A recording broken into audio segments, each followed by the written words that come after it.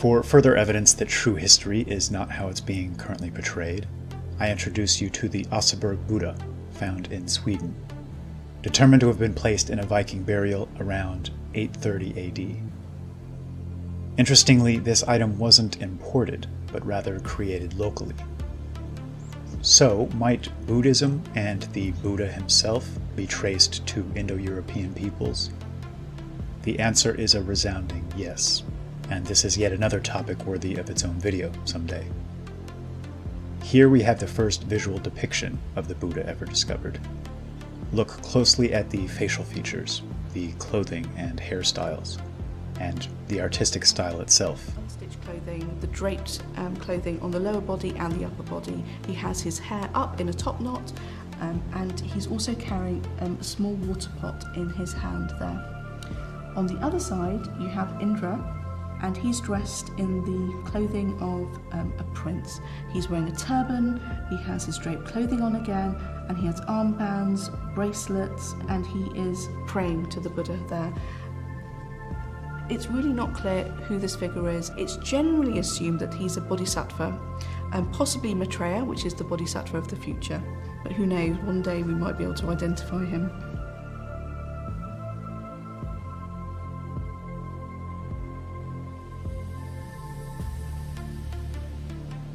To quote one of my favorite creators in our community, very Indo-European. The Buddha was from the Shakya clan, also called the Sakya or Sakai, which most intellectually honest scholars tie to the linguistic root from which Scythian, and ultimately Saxon, is derived. Even before the time of the Buddha, an Indo-European people we now call the Tocharians had pushed all the way to China, at minimum, leaving traces and mummified remains in the Tarim Basin, among other locations, which China doesn't allow outsiders to explore, just as they deny the existence of what seems to be ancient pyramidal structures, and have planted trees over them in attempts to hide their outlines. These mummies were found with tartan print clothing, similar to the type you might find in Scotland. A specialist in ancient DNA, Victor Mayer, states, quote, "The new finds are also forcing a re-examination of the old Chinese books that describe historical or legendary figures of great height, with deep-set blue or green eyes, long noses, full beards, and red or blonde hair. Scholars have traditionally scoffed at these accounts, but it now seems they may be accurate." End quote. Genghis Khan and his successor sons were also spoken of as having red hair and blue or gray eyes.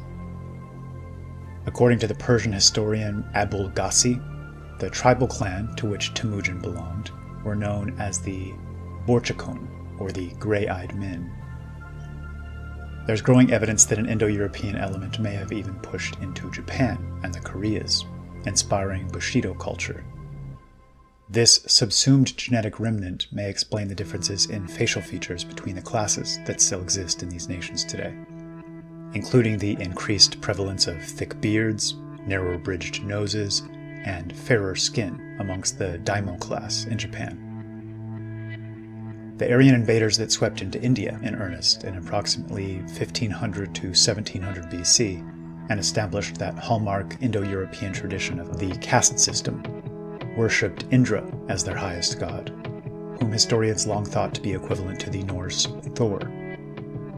The Rig Veda, one of the earliest written documents in the world, repeatedly refers to Indra's yellow hair and beard, and speaks of him fighting what are called the dark and swarthy adversaries to force them to bow to law and order, and, quote, preserve the Aryan color, among several other passages that'd be deemed so racist in the modern atmosphere that this video might be removed if I quoted them verbatim. As India began its decline, the Bhagavad Gita was penned, stating, "Out of the corruption of women proceeds the confusion of castes. Out of the confusion of castes proceeds the loss of memory. Out of the loss of memory proceeds the loss of understanding. And out of this, all evil." King Darius, of the Achaemenid ruling family in Persia, went out of his way to claim to be an Aryan of the Aryan race, and like the surrounding Thracians, Scythians, Cimmerians, and others, most of whom would later migrate northwest into Europe, these were Aryan peoples of the Indo-European cultural and linguistic root. So, where was the home base of this lineage, is the all-important question asked by so many over the past several decades. I do have some theories on this front, theories I hope to share as soon as I'm able to be more definitive. But I'd like to share an equally important theory, a key or meta-level understanding that causes so much of history to begin to make sense. Two related truths I've encountered time and time again in my research. The first is that there seems to be an obvious tradition in Indo-European cultures of sending off the fittest portion of the surplus population to settle or conquer new lands, as hinted at in the opening stanzas of Kipling's White Man's Burden.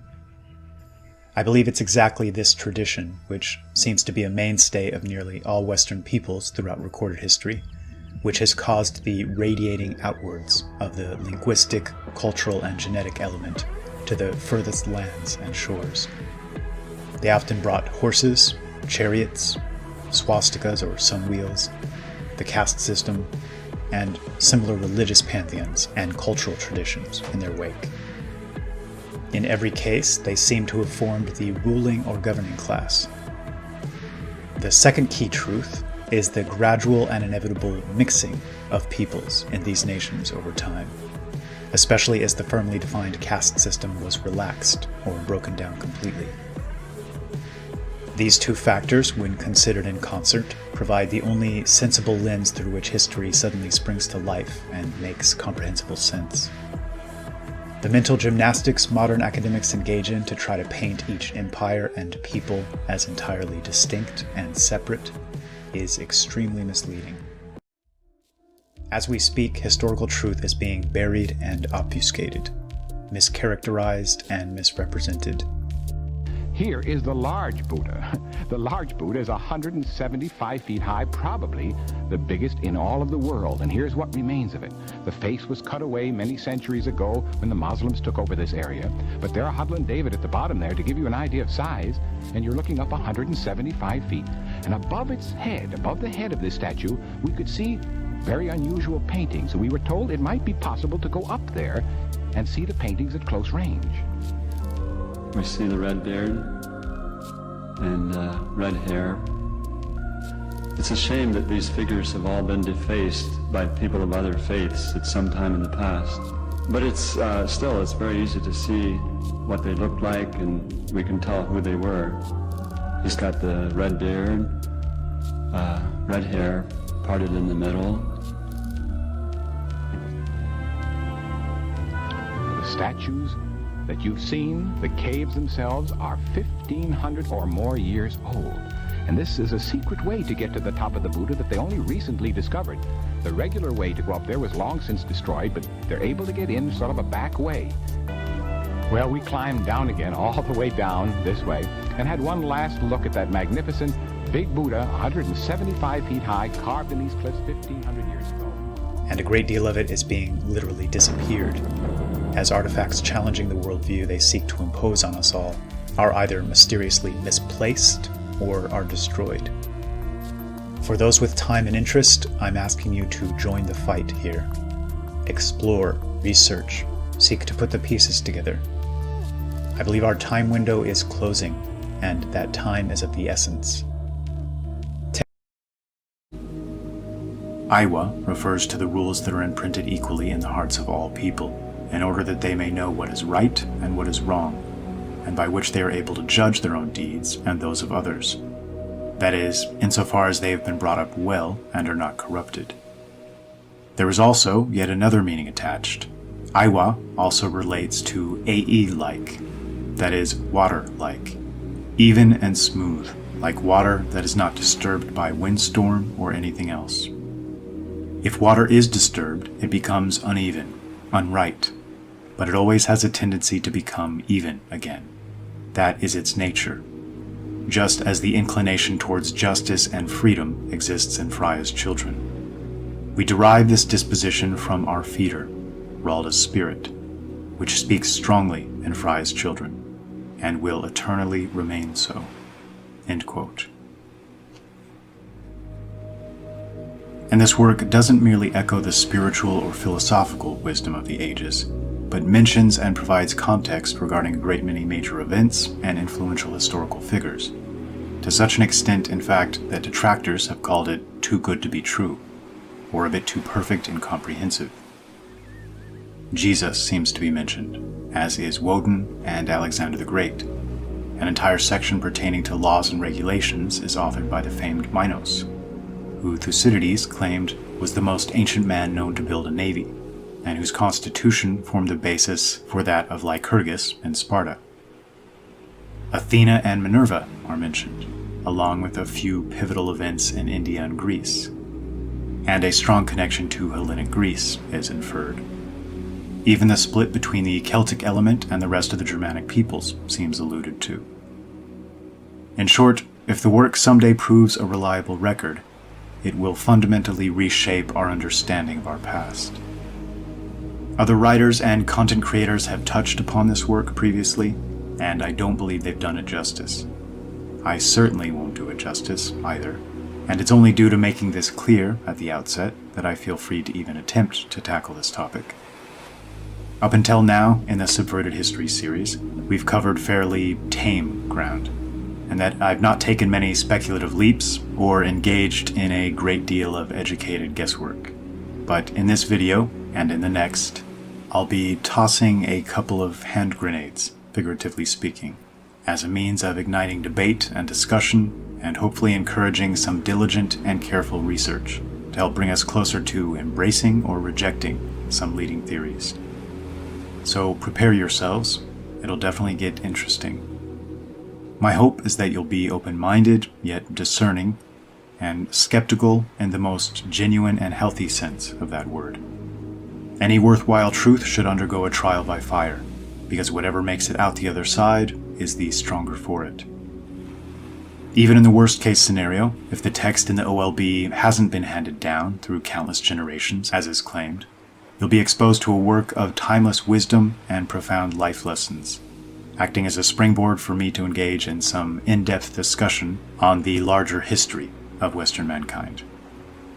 In the best-case scenario, you're about to be exposed to one of the most important, least known historical works in the world, with the potential to help rewrite some of the most key portions of human history as we know it. Enough preface, let's begin. The Oralinde came to light in 1867 when a man named Cornelis over de Linden handed it over to a librarian in Friesland, Netherlands. He stated it had come into his possession through his grandfather, who in turn had received it from an aunt, and it had been passed down through the family line for many generations. It was first passed to one Elko Federvesh, a scholar who subsequently studied the document and confirmed its authenticity. Somewhat strangely, he later withdrew this conclusion, some say to save his career. The document then enters the hands of Jan Attema, a prominent member of the Frisian Society for History and Culture, and the man who was to become the first translator and publisher of the Oralinde Bock in 1872. To help give some idea of the importance of this work, Attema stated, quote, "We may thus accept that we possess in this manuscript, of which the first part was composed in the 6th century before our era, the oldest production, after Homer and Hesiod, of European literature. And here we find in our fatherland a very ancient people in possession of development, civilization, industry, navigation, commerce, literature, and pure elevated ideas of religion, whose existence we had never even conjectured." End quote. The work created an immediate firestorm of controversy and debate, and equally passionate defenders and detractors, in an age in which Europe was seeking to better understand its roots and clarify its own historical journey. In 1922, the Dutch-German historian and scholar of ancient religions and symbols, Herman Wirth, published Die Oralinde Chronik in German. In fact, a discussion of the work was said to be a leading impetus for the creation of the German Ahnenerbe in 1935, intended to function as a, quote, "society for the study of the history of primeval ideas," essentially an elite research institution, a gathering together of some of the best scholars of the day from a wide range of academic fields, focused on piecing together the historical picture, with special focus, of course, on the role played by the Germanic peoples. The energetic debate on the authenticity of the work continued throughout the period of National Socialism in Germany, with Himmler himself eventually becoming one of its most spirited defenders. Ashoka, the emperor of the Maurya dynasty in India around 250 BC, is a good example here. His grandmother, a Greek princess, his pillars of Greek design, and he seems to have a very strong connection to Persia in a number of ways. Heracles is another, a figure claimed by several Indo-Europeans as their progenitor or heroic figure. Scholars that have studied both the Avesta and the Rig Veda, two of the oldest and most foundational documents in the Aryan tradition from India and Persia, have noted the immense overlap and correlation and similarity. Similar lowercase g gods, similar references to horses and chariots and horse sacrifice, or their caste systems, or soma. The term Aryan certainly seems to be a tie that binds, acting as some connective tissue across time and space. But scholars seem to be confused and conflicted, especially since World War II, about this word. Some adamantly claim that it refers to only peoples hailing from ancient Iran. Others, equally adamantly, claim it references only those from India. Some claim it meant noble, exalted, and other positive attributes, and was only a descriptor of cultivated traits and tendencies. Others claim it obviously referred to a people group. I tend to think it may well have been a reference to all of the above. An exceptional people and culture who formed the elite and ruling caste of the vast majority of the region, from which many great sages and leaders happened to spring, and who then proceeded to spread far and wide across significant stretches of time. And in a related point, scholars often like to speak of peoples like the Scythians or Kushans, or similarly sprawling and ill-defined peoples and cultures, including the Goths and Germanic elements later on, as if they exclusively picked up notions, technological developments, artistic styles, and customs and traditions from large numbers of neighboring nations. And this may well be true in some sense, but I'm curious as to why the possibility is never entertained that they instead put down such notions, artistic styles, technological developments, customs, and traditions. Many seem to take it as a given that they borrowed, as opposed to their being part of a singular widespread culture operating above and across what we today conceive as national boundaries, and being more racial and genetic in character than merely region or location bound. This is vital to bear in mind. As nearly every first-hand account makes so abundantly clear, historical peoples almost always saw themselves as a race, tribe, or extended family with kinship ties, whereas modern academics will attempt to use any other classification method they're able to dream up, be it burial customs, pottery, created or traded goods, language, and perform any amount of mental gymnastics necessary to avoid classifying and viewing these peoples as they seem to have classified and viewed themselves. As we now know, the languages spoken by these supposedly distinct peoples are deeply intertwined and interconnected. William Jones, exceptional scholar and philologist of the late 1700s, was so struck by the similarities between Greek, Sanskrit, and Latin that he stated, quote, "A stronger affinity than could possibly have been produced by accident. So strong, indeed, that no philologer could examine all three of them without believing them to have sprung from some common source, which perhaps no longer exists." End quote. And with these words, just 2 short centuries ago, the concept of a lost mother tongue laying at the foundation of all Indo-European languages was spoken into being. The linguistic dimension of the historical puzzle is hugely important. And it's interesting to note that languages like Lithuanian and the Dutch, Phrygian, Saxon, Germanic root tongue appears to be even more similar to Proto-Indo-European than Hebrew, Greek, or Latin. Some language experts now claim that Gothic and Old Prussian may even be the most similar of all. And it was less than 2 centuries ago the German linguist Friedrich Max Müller found what he believed to be evidence of an ancient invasion of India by the Arya. New Zealand polymath Edward Trieger further argued that an Aryan tidal wave had washed over India and continued to push south, through the islands of the East Indian archipelago, reaching the distant shores of New Zealand. Scholars such as John Batchelor, Armand de Quatrefages, and Daniel Brinton extended this invasion theory to the Philippines, Hawaii, and Japan, identifying indigenous peoples who they believed were the descendants of early Aryan conquerors. Recently, the Oseberg Buddha was discovered in Helgö, Sweden. The standard procedure in such cases is for academics to presume trade brought the figure to the area from far off. But in this case, the artifact has been proven to have been created nearby, possibly Ireland or England. We've discussed in the past how Gautama Buddha was always described as fair-skinned with blue eyes, indicating an Arya lineage. And this Gautama seems to be etymologically connected to the Gaut or Gautas of Gothic tradition, a figure still listed in many Anglo-Saxon royal genealogies, representing an ancestor or national god in their origin stories. This isn't to say that they were the same person, but rather that the name or title seems to spring from the same language and tradition. I mention these examples to partially outline just how little we know, and how much of this picture is still to be properly uncovered, communicated, and understood. And unfortunately, we've entered a sensitivity-obsessed era in which honest and effective research on these topics is essentially impossible.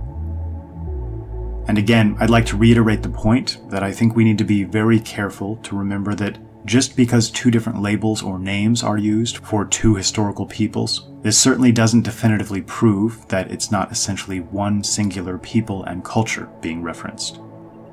To properly determine this, one needs to analyze a full spectrum of attributes. The language spoken, if evidence is available, the cultural customs and traditions, the style of art or pottery or goods, the style of ship or military equipment used, among other factors. When we notice exceptional similarities between two peoples across several of these categories, chances are very good, in my experience, that there's an equally strong genetic connection, and that any myths or stories or historical accounts connecting the two peoples deserve to be taken more seriously. This makes perfect sense, of course, as shifts in a way of life can alter any one of these specific attributes fairly significantly, but almost never a complete shift across all or even most of these categories. In other words, large groups of homogeneous peoples don't change in fundamental ways from top to bottom in any short period of time. I can't help but see an immense overlap in the tone of the Orlando book and that of the Nordic sagas, or the accounts and stories of the ancient Scythians, or the Goths, or the Germanic peoples more generally, to the extent that, if proven legitimate, this work may lie nearer to the center of a long-standing cultural tradition than virtually any other I'm aware of.